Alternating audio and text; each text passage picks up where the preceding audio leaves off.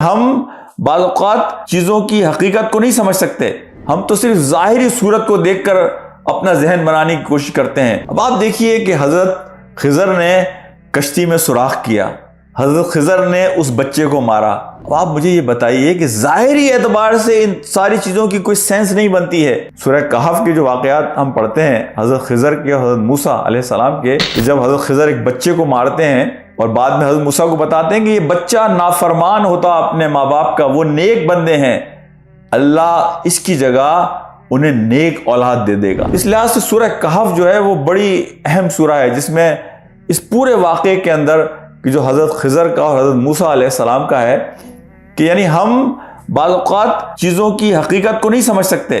ہم تو صرف ظاہری صورت کو دیکھ کر اپنا ذہن بنانے کی کوشش کرتے ہیں۔ جب کشتی میں سوراخ کرنے کی کوشش کرتے ہیں، عقلی اعتبار سے وہ بالکل ایک ناقابل قبول واقعہ ہے۔ بچے کو مارتے ہیں، وہ واقعہ ایک ظلم ہے۔ حضرت خضر علیہ السلام وہ دیوار بنانے کی کوشش کرتے ہیں، اور وہ دیوار جو ہے ان یتیم بچوں کی ہے، کہ اس گاؤں اس گھر کی ہے کہ جہاں والے آپ کو یعنی کھانے کے لیے کچھ دینے کے لیے بھی تیار نہیں ہیں، لیکن آپ ہمدردی کی بنیاد پہ وہ دیوار اٹھاتے ہیں، کہ جو ایک پاگل پن لگتا ہے، جس کی بنیاد پر حضرت موسیٰ نے حضرت خضر سے سوال کیا۔ اب آپ دیکھیے کہ حضرت خضر نے کشتی میں سوراخ کیا، حضرت خضر نے اس بچے کو مارا،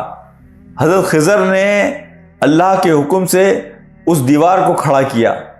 اب آپ مجھے یہ بتائیے کہ ظاہری اعتبار سے ان ساری چیزوں کی کوئی سینس نہیں بنتی ہے، لیکن جب حضرت خضر نے حضرت موسیٰ علیہ السلام کو وضاحت کی، سمجھایا کہ آپ نے یہ کیوں کیا، بات سمجھ میں آئی ہمارے، تو ہم اپنے محدود ذہن کی بنیاد پر چیزوں کی حقیقت کو نہیں سمجھ سکتے،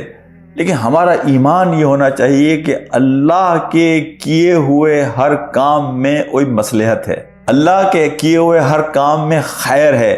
چاہے وہ بات ہمارے سمجھ میں آئے یا ہمارے سمجھ میں نہ آئے۔ مولانا مودودی رحمۃ اللہ علیہ نے اس حوالے سے ایک واقعہ لکھا اپنی کتاب میں۔ مولانا لکھتے ہیں کہ ایک باغبان ہے کہ جس کی ذمہ داری ہے باغ کو خوبصورت رکھنا۔ اب وہ باغبان جب باغ میں جاتا ہے تو وہاں کچھ جنگلی پودے ہوتے ہیں، کچھ شاخیں الٹی سیدھی ہوتی ہیں، وہ جنگلی پودوں کو نکالتا ہے، وہ شاخوں کو کٹ کرتا ہے۔ تو مولانا کہتے ہیں کہ اگر ان پودوں کو زبان دے دی جائے تو وہ سب شکایت کریں گے کہ مجھے کیوں کاٹتا ہے اور مجھ پر یہ ظلم کیوں کرتا ہے،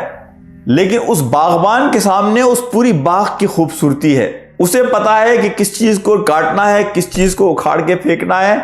اس لیے کہ باغ کی خوبصورتی کے لیے وہ ضروری ہے۔ تو باغ کی خوبصورتی اللہ سبحانہ و تعالیٰ جانتے ہیں کہ یہ دنیا کا جو نظام اللہ کو چلانا ہے، اس نظام کے تحت کس چیز کو کاٹنا ہے، کس چیز کو اگنے دینا ہے، کس چیز کو نکالنا ہے، کس چیز کو جانے دینا ہے۔ تو اللہ کی حکمت پر، اللہ کی مصلحت پر ہمارا ایمان ہونا چاہیے۔